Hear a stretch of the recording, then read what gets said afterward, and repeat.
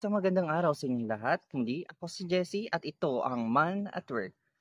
So ngayon ay nagba-viral itong product natin na kasalukuyan trending na trending talaga siya kasi nga hindi na natin siya kailangan pang lutuin. Lalagyan lang natin siya ng mainit na tubig.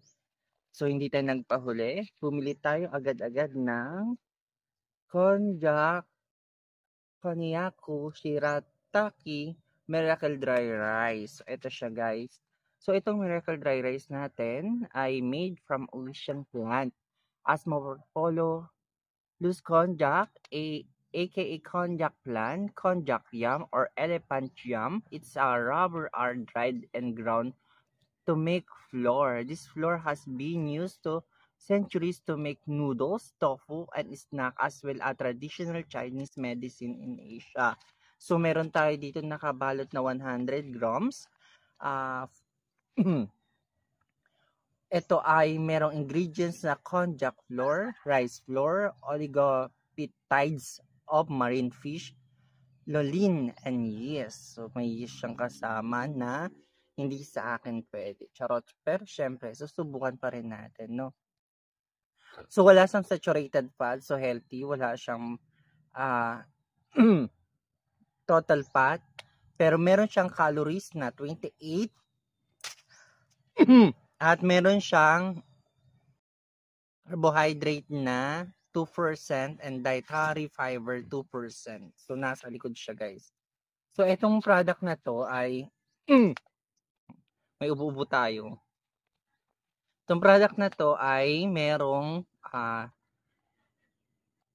expiry date na 2025.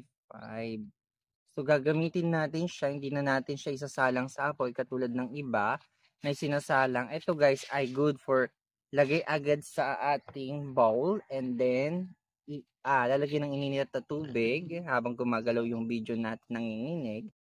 Then titignan natin kung ano yung mangyayari. So tutukan po yung aking gagawin. Hindi mo nyo makikita yung mukha ko for muro. Puro tayo voice over. So, update ko po kayo sa ilang saglit.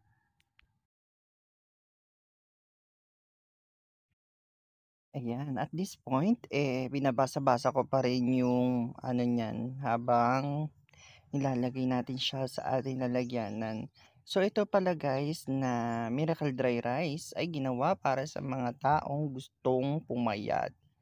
So ayan nga at hingi po natin yung granules at tinignan natin sinuri, sinipat at nalaman natin na siya ay man-made literal.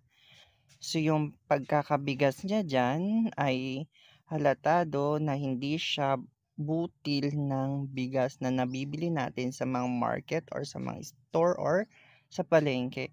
Napansin ko din siya na mas maliit yung granules niya o yung texture ng bigas niya dyan. So, ayan.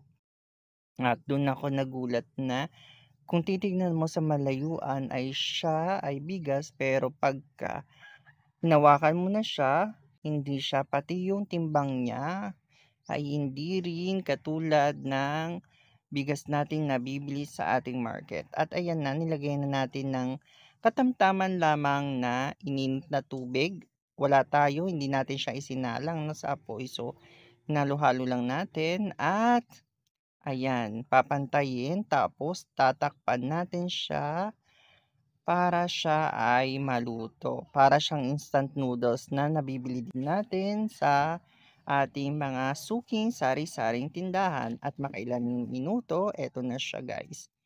Luto na siya. At nagulat ako sa nangyari. Talagang ang lambot ng texture ng bigas niya or kanin niya. So nakaka-good jams. Para to sa mga nagmamadali, yan, pwede nyo siyang ilagyan lang ng ininit na tubig at maluluto na siya ng kusa. Yan. At napakasarap guys ng bigas, ay ng what I mean is ng kanin niya. Sobrang nakakatawa at ang bango-bango niya po. So panalong panalo, kaso ang presyo ay hindi panalo sa ating mga bulsa dahil ito ay nagkakahalaga ng 77 pesos. Ayan. So medyo pricey siya. Pero kung ikaw naman ay nagda-diet talaga, swak na swak at bagay na bagay ito sa inyo. Pero sa katulad natin na hindi kaya ang ganitong presyo ng bigas, balik tayo sa ating 56 na bigas. Ayan. So, downgrade tayo pagka ganito ang bigas natin. Nako, talagang kawawa at bugbog sarado ang mga bulsa natin. Pero dahil sa mga gusto mag-diet, ito bagay na bagay sa inyo, Miracle Dried Rice. So, napaka-healthy nito, ang daming benepisyo na makukuha. Yan. So, all natural, loss pa. So, ayun nga, at nakita na natin na okay siya. Masarap kahit walang ulam ng kapartner. So, maraming salamat po sa pagtutok po sa aking mga video at wag niyo pong i-skip yung mga ads natin dyan at panoorin niyo po yung mga short upload videos din natin. Muli, ako si Jessie at ito ang Man at Work. Bye!